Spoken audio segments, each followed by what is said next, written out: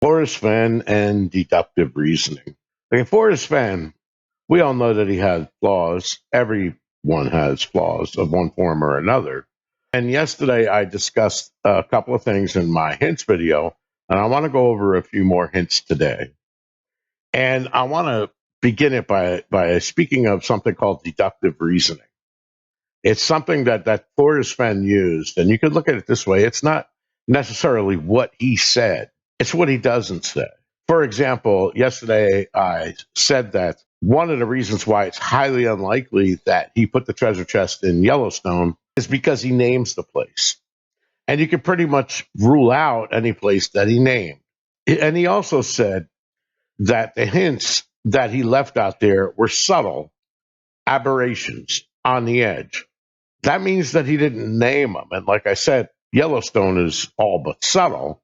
It makes up a huge portion of the book when he discusses his childhood. So I personally, once 2017 rolled around, I threw away a lot of my stuff that was based on conjecture and based on places that Forrest named because that was the easiest thing to look at. The problem is it contradicts things that Forrest Fenn had said.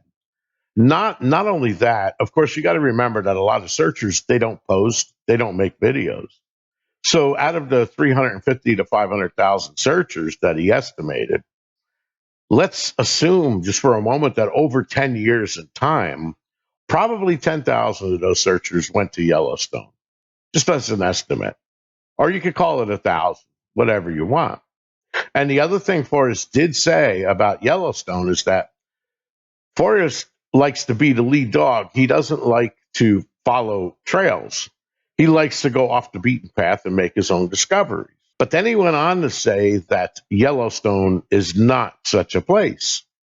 And we know that just by researching a little bit, that many people die in Yellowstone every year or they get severely injured. And they do so by leaving the trails and falling into boiling water, really nasty stuff. So that's why they have signs all over the place there telling you not to leave the trail. I believe Forrest Fenn wanted this chase to be family safe. If he used deductive reasoning and logic, that would mean that he did not put it in a remote place, especially in Yellowstone. I'm sure everybody would agree with that because if it was too remote and it's in grizzly territory to begin with, he knows that he'd be putting a lot of people in danger. He wouldn't do that. That's my belief. So I've always thought that the treasure chest is somewhere within close proximity to a historical site or a campground or something that families would go to on a regular basis. It's not in the middle of nowhere. So now, if you look at Yellowstone with that kind of thinking, there's pretty much no place that would be remote enough that nobody would stumble on it. Because you got to remember, besides the 1,000 or 10,000 searchers, there are millions of people that have been to Yellowstone and they go to all of the places on all of the marked trails at all of the special places in there, all of the geysers and the different geyser basins, fishing bridge. They're experiencing Yellowstone and they're going to all those places. So those places are all heavily, heavily traveled. And you also got to remember that they get missing persons reports probably on a daily basis, and the rangers have to go out exploring off the trails to try to locate those people. And they also do so just to keep, find lost people or fires, and just, they're always constantly traveling around that park. So that severely limits him to places because how could you be both? How could you put it in a place that was not dangerous, but also not where somebody would stumble on it? And also, we talk about the wheelchair. So just a wheelchair can get within close proximity to the chest. Whenever he says close proximity, that is an unknown value. But usually when people talk like that, they're talking about close distances, mere feet or inches. And so it immediately rules out, at least for me, that entire part. So I've always believed that he put it, like I said, in a place where people have access to it, but it's off a trail by maybe, let's say, 50 feet at most, probably, maybe 50, 100, but it's not in a dangerous place where grizzlies may be or heavy currents or sinkholes. And by the way, speaking in Madison, for those of you looking on there, go take a look. There's some really big, deep places in the Madison. Should you try to cross it in the wrong place, you have a potential of drowning. When we're reading the poem here, we just learned that we can't determine this location at all without using the rest of the clues. So now you have two problems. First of all, begin it. Well, you don't know what it is that you're going to begin. You don't know where a warm salt is, so you can't even locate the starting point. We've proven that. All right. So what that means is the rest of the clues are going to help you determine that location. And that is the whole reason why we essentially did what the poem said when we read it the first time. When we read it the first time, we came up cold. We didn't find the treasure chest, right? But when we got down here, we found out that if we're brave in the wood, he's going to give us title to the gold. We also found out that the rhyme scheme down here is sending you back up to the first stanza because bold and old rhyme with cold and gold. So if you read the poem and you really pay attention to what the poem is saying, you're going to quickly discover that the title to the gold has been hinted at up above in the first stanza.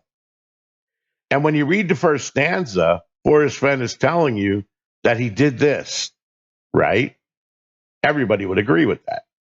Then he's telling you that I can keep my secret where. So if you look at where appears, it only appears there and here. So what that means is his secret is going to tell us where is. And up here, he's saying, as I have gone alone in there, I can keep my secret where. Where is there? So he's telling you right here, just using deductive reasoning, that his secret is in there. That's where he keeps his secret. Because that's the first thing he did is I have gone alone in there. Now the second thing he does, he says, and with my treasures bold, which rhymes with old, he's going to hint of riches new and old. So his hint of riches new and old are referring back to treasures bold.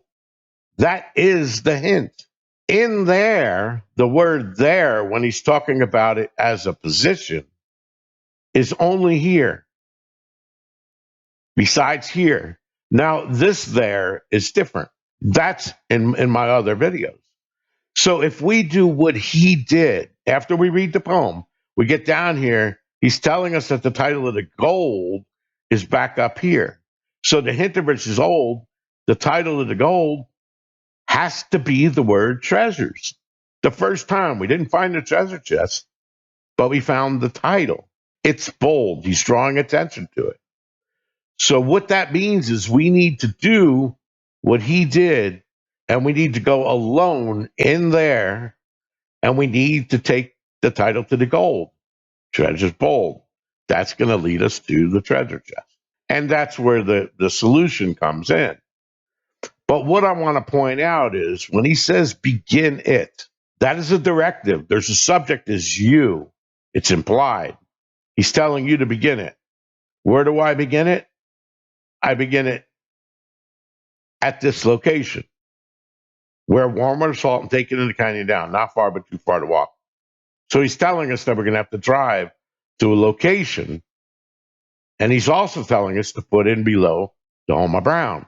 What that means is that this entire area up here is in the Homa Brown. And he's telling us to put in below that, right? So we're going to put in there below the Homa Brown. So that's why we're taking it from there. And then, of course, you're just reading the poem again. But here's the thing. Due to the semicolon, he's telling you that, these two clauses are related to these two. So you can draw a line between them.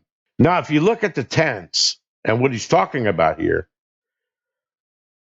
you'll notice that he's using the word it again. So what he's doing up here on these two lines is he's describing the Homa Brown because he's telling you what it is. So he's telling you that that area, it is no place for it to meet. The end is ever drawing nigh. Here. But he's telling you down here where he wants you to go, he's using a future tense. He's saying there will be no paddle up your creek. So we know we're going up a creek and we're going to see we're heading to heavy loads and water high. This is obvious. The fact that there's no paddle means that we're not going to be walking in the water, right?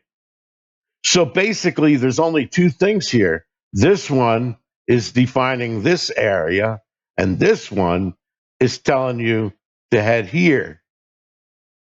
So we're following it down to the blaze. So this is what I mean that it's not stepwise. You're not starting where warm water salt and going down the canyon, not far but too far to walk. He already told you that. He's telling you to put in below the Homa Brown. So the only thing we need to do, once we've solved the poem and we know where is, that's where the try to wheel comes in, is that you would read the poem and you would begin it at the wheel. That's using the wheel. And the wheel would then become this. He's telling you what the wheel is doing. So the wheel is pointing you to the location that you actually need to go. And when you go there, you're going to be headed to a location that he's described here, but where you're going is this direction. So this is a crossroads.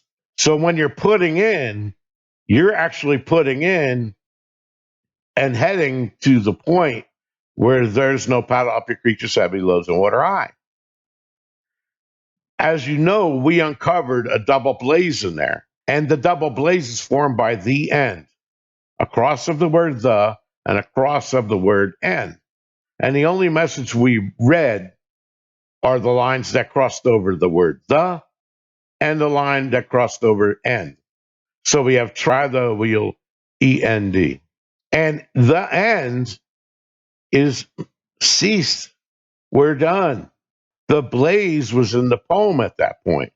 We looked quickly down there and we were wise because we picked up all of the information he gave us down here to determine what we need to do up here. So these are not stepwise clues, especially when we look at deductive reasoning. I'm using deductive reasoning here in the poem, and I'm following the poem precisely without changing any words from left to right, and I'm doing what he tells me to do. If you've been wise and found the blaze, look quickly down from the blaze. But remember, we're in the poem at this point. And then everything from this point down is a hint. If you count the clues, we have 9 clues from here to here. Those are all the clues. Remember, he said they're contiguous. That means they touch each other. He also said this is the first clue. And if you don't have it, you have nothing. And he also said if you don't use the other clues, you're not going to be able to determine where warm waters halt. So Forrest Fenn is confirming what I told you. And again, the end means to cease. And then up here, when he's talking about where to begin it, when we're talking about the wheel, when we go boots on the ground, he's telling us which cairns to use. Because when you go in the wheel, it tells you to walk left clockwise. So you're walking clockwise, and the E and D are the last 2 cairns. And they're ever drawing nigh because that wheel is almost like a sundial. The sun is going to go around it forever. It's really neat the way he set it up. But deductive reasoning is what you want to use to solve the poem. So let me give you a little bit more interesting information about it. If you look at the end down here, what Forrest Fenn also said in his answer, after he told them no, you cannot solve where warm water salt without, in other words, you need the entire poem just to solve this clue. He's telling you that right there. So it's impossible that it's stepwise. But check this part out. for deductive reasoning. Your question reminds me of another, Steve. You leave home and you walk a straight line for 1 mile. You turn left 90 degrees and you walk a curved line for a mile and shoot a bear. Then you turn 90 degrees left again and you walk a straight line back to your home. What color was the bear? Now, why on earth would Forrest Fenn say something like that to this guy? Now, remember, he's giving a hint here to tell you that that might come in handy to discover that you need the entire poem. Well, let's take a look at that because I noticed this a long time. Well, to be honest with you, I noticed it in 2017. But let's take a look at something. What he was talking about there, and I drew this over the same path that he took, but I drew it on the earth. You know, the earth is curved. But imagine that this triangle was sitting right at this line. So he's telling you that you walked east for a mile, and I'm exaggerating here. Obviously, this would be much bigger than a mile, but he's telling you that you walk east from a mile, right? Then you make a 90-degree turn to the left, and you walk a curved line. So here's the curved line. And then you shoot a bear up here, and then you walk, you turn left 90 degrees and you walk straight south back down to your home. So what he's describing there is basically a curved surface. Most people would think in a rectangular coordinate system. In other words, you're going to go around the block. You would head straight, make a left, make a left, make a left. So you made 3 left turns, not just 2. Forrest told you to take a curve. He cut out that other point that would be here. And he's trying to get you to think because a lot of people don't really think about what's going on here, and you're going to use deductive reasoning to solve this problem. A guy on Chase Chat named Canasta, spelt like that, his answer was that the answer is white. It would be a polar bear. And the reason why he's talking about deductive reasoning in his post.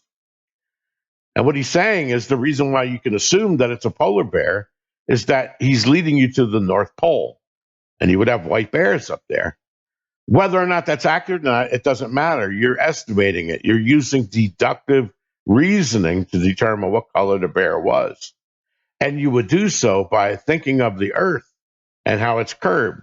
So if you walk straight this way, walk a curved line, you're at the North Pole before you go home.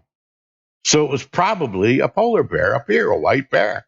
When I seen it, I thought about this, of course, but I also thought about other things.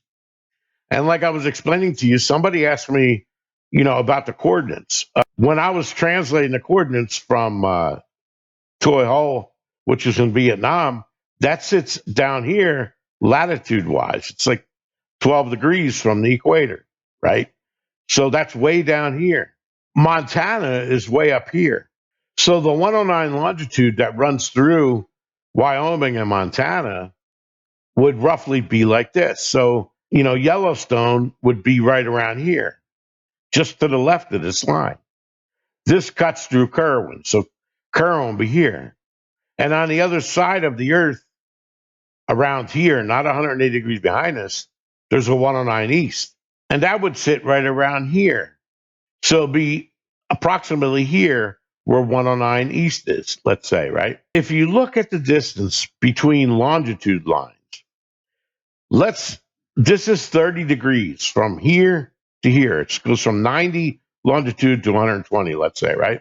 That means that this area on the equator is 90 degrees. Look how wide it is.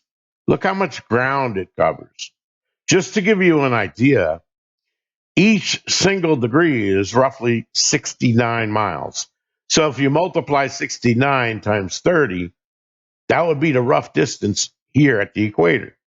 But if you look up here at the 45th latitude line, the distance covered by the same number of degrees, but this is not 69 miles per degree.